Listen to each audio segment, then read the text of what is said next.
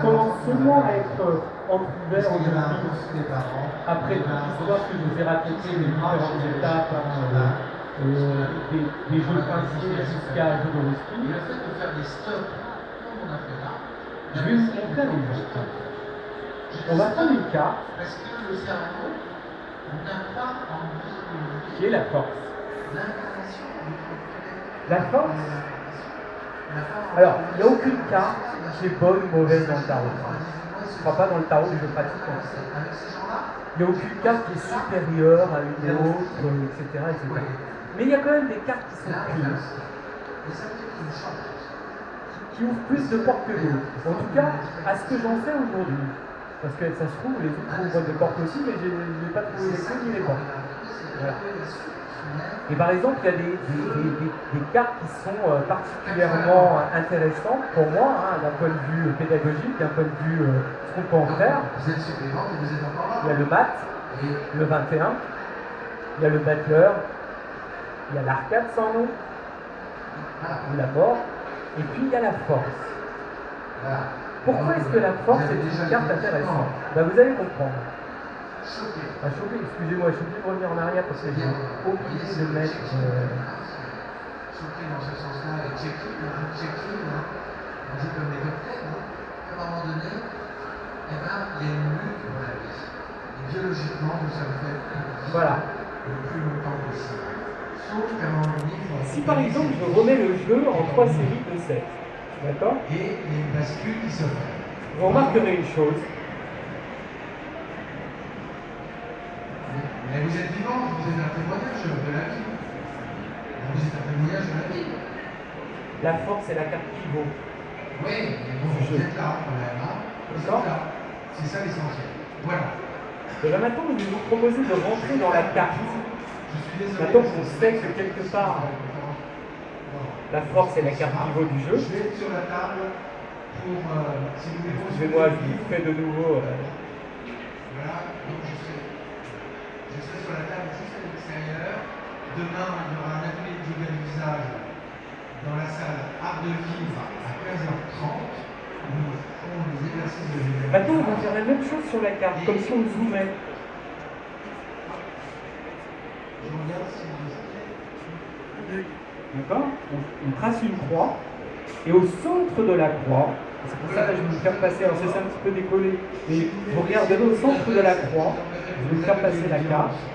Vous voyez bien, je l'ai agrandi pour que justement ça soit, attention, ça peut tomber. En fait, au centre de la croix, on a une espèce de goutte.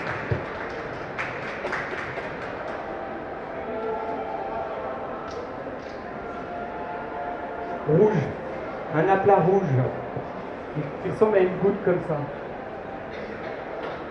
Est-ce que vous, faut que tout le monde voit, il faut bien que vous saisissiez la logique, elle est ici là. Vous voyez? Oh, vous dites, oh mais ça n'a aucun sens. C'est un petit aplat de couleur qui n'a aucun sens. Hein? Vous croyez que qu'il y ait quelconque hasard dans la constitution de ces cartes, restaurées ou pas d'ailleurs? Alors déjà, franchement, il y a un indice qui nous dit que c'est très important ce petit aplat de couleur. Qu'est-ce que c'est l'indice qui nous dit que c'est très important cet aplat de couleur? Là, on rentre dans la richesse des cartes. Oui, c'est l'œil de l'animal qui regarde. Il est complètement omnubilé par cette tâche. On peut voir ça comme ça, hein. C'est peut-être n'importe quoi ce que je raconte, mais non, c'est pas n'importe quoi parce que c'est pertinent. Au tarot, d'une manière générale, est juste ce qui est pertinent, ce qui apporte du sens. Et c'est un jeu suffisamment flexible, suffisamment ouvert pour pouvoir y projeter la richesse qu'on veut. Moi, ce que je vois, c'est que cet animal, il regarde avec insistance cette tâche-là. Et que ce n'est pas un fait du hasard. Que le jeu, que la force, les cartes pivot, les trois septénaires, et qu'au centre de cette carte pivot, il y a cette forme. Et bien cette forme, messieurs, dames, grand scoop, comme c'est une théorie, hein, c'est pas une vérité. Cette forme, c'est juste l'histoire, la raison d'être, le chemin du phénomène humain. Rien que ça. Cette tâche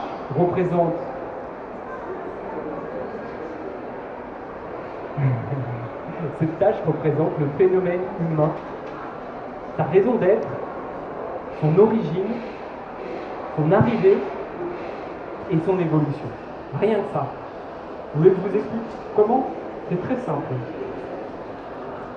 Quand on étudie le tarot, là on n'a pas le temps dans le terme, là on a 48 minutes, ça se termine dans 2 minutes, normalement j'ai encore quelques petites choses à vous dire, mais on a commencé en retard quand même.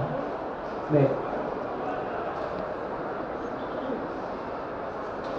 le tarot nous dit que tout vient d'une seule origine, qu'au départ tout était un. Ça, on l'apprend, je ne veux pas développer, mais on l'apprend quand on étudie les cartes. D'accord? Donc au départ, il y avait un point comme ça. C'est le battleur qui nous apprend ça, la carte 1 du tarot.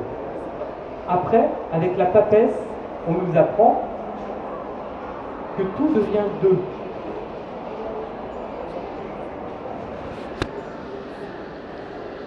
D'accord?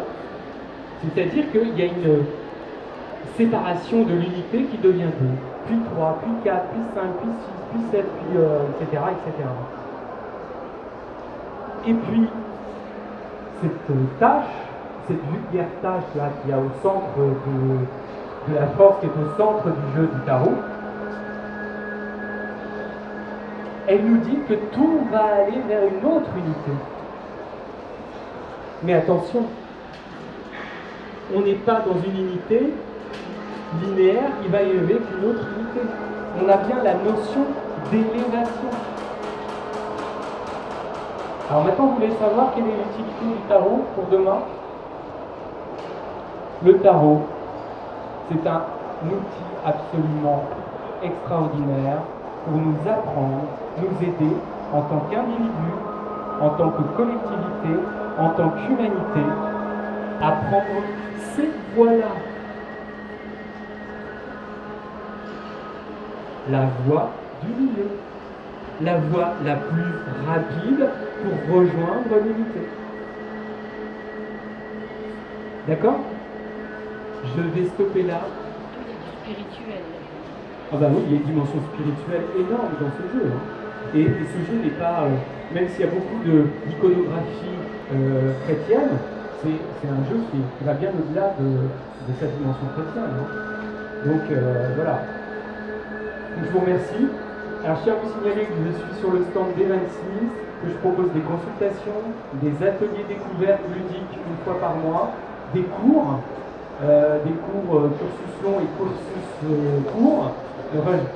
Pour apprendre le tarot, il faut du temps, hein, je vous le dis tout de suite. C'est indispensable, c'est un engagement, c'est la voie du milieu. Hein, mais bon, il faut savoir que nous, dans nos vies, on adore se compliquer la vie, c'est-à-dire rester coincé dans un coin ou tourner en rond, mais qu'en fait, il y a des voies beaucoup plus rapides. Et ça, c'est valable pour tout le monde. Il n'y a pas de destinée négative ou positive, ça c'est du karma, et on peut s'absoudre du karma. Voilà.